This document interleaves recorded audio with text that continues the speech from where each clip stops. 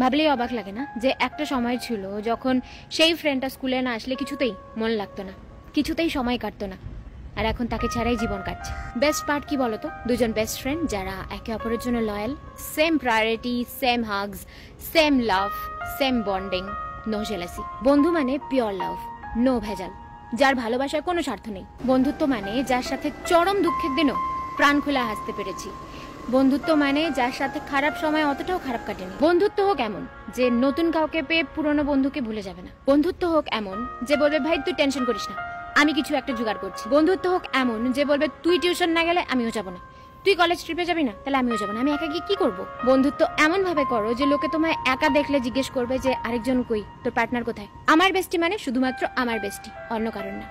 ভালো থাকুক সেই সমস্ত বন্ধুরা যারা বন্ধু ছিল, আছে এবং আগামী দিনে যখন দাঁত ফোকলা হয়ে যাবে, সব দাঁত পড়ে যাবে, সেই ফোকলা দাঁতও একসাথে হাসবে, যে বলবে ভাই তুই চল আমি তোর সাথে আছি।